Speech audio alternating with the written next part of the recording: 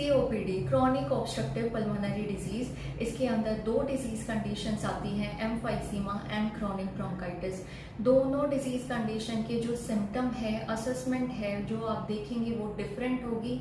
Let's talk about emphysema. Emphysema में alveoli destruct हो जाती हैं, जिसकी वजह से जो एयर है वो एल्वेलाई के अंदर ट्रैप हो जाएगी एंड पेशेंट कंपनसेट करेगा उसको बाहर निकालने के लिए। That's where hyperventilation will be there in emphysema patient. Hyperventilation होगा तो पेशेंट के जो मेटाबॉलिज्म है उसके इंक्रीज होने की वजह से पेशेंट की एनर्जी ज़्यादा यूज होगी and patient will look thin.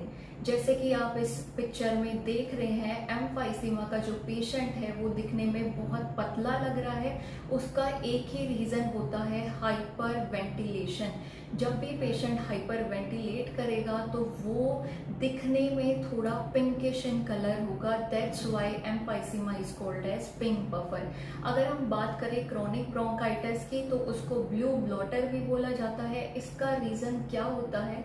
Bronchitis means inflammation of bronchi. जैसे ही ब्रोंकाई में इन्फ्लेमेशन होगी, इन्फ्लेमेशन की वजह से ऑब्स्ट्रक्शन हो जाएगी, म्यूकस एक्यूमुलेशन ज़्यादा होगी and it can lead to excessive cough. And whenever there is obstruction in the bronchitis or bronchioles, तो आपको देखने को मिलेगा कि पेशेंट को पल्मोनरी हाइपरटेंशन होगा।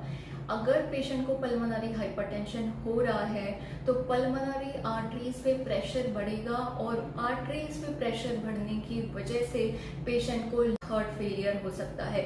तो अगर हम कॉम्प्लिकेशन की बात करें तो एम्फाइसीमा में कॉम्प्लिकेशन हो सकती है लंग्स फेलियर। अगर हम बात करें क्रॉनिक ब्रोंकाइटिस की तो इसकी कॉम्प्लिकेशन हो सकती है right side heart failure. So these are the important thing that you should know about